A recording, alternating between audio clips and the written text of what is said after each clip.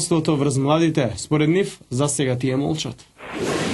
Расте насилството во воспитно-образовните институции. Забележан е пораст на пријавени деца и педофилија и семејното насилство е присутно. Само 30 деца во 2010 година собрале храброст и проговориле за насилството на кое се изложени. Тие и понатаму молчат и трпат насилство. Во 2010 година на СОС телефонот за деца и млади регистрирани се 239 пријави на кршење на правата на децата и непочитување на детската личност. Овие податоци ги презентираше првата детска амбасада во светот Меѓаши. Најголем број оваа година повторно од страна на возрастни лица, само 7,95% пријави добиени од страна на деца. Во поглед на пријавите добиени од страна на деца, најголем дел од нив се однесуваат кога децата се обраќале за помош, тогаш кога се жртви на насилство во семејството, најчесто физичко насилство во семејството. Тогаш децата сами се обраќаат на СОС телефонот и бараат начин како да добијат помош и поддршка и да се заштитат од страна на сопствените родители.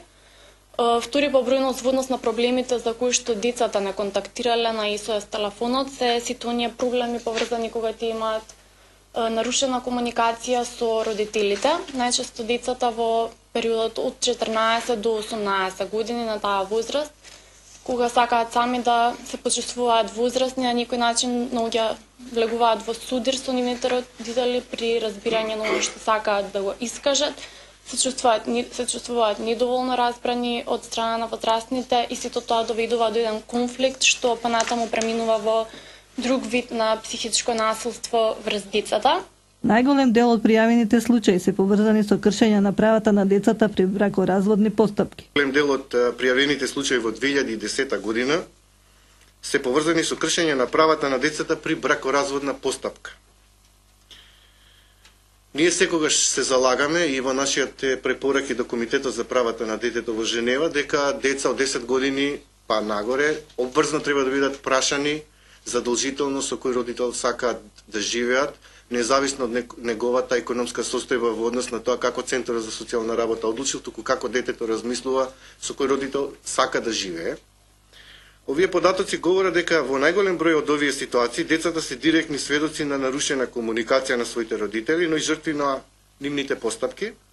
Во голем дел од пријавените случаи забележана е злоупотреба на детската личност и кршење на правата на детето од страна на едниот или другиот родител, кои секогаш при вакви ситуации центрите за социјална работа не земат предвид, како што кажав, со кој родител сакаат да живеат. Дури имаме мислење дека и од 6 до 10 години се на таква емоционална зрелост да децата би било пожелно да бидат прашани со кој родител сакаат да живеат. Во зависност од видот на проблемот, паралелно со СОС службата функционира и бесплатна правна служба која постапува со писмени обраќања до различни државни и социјални институции.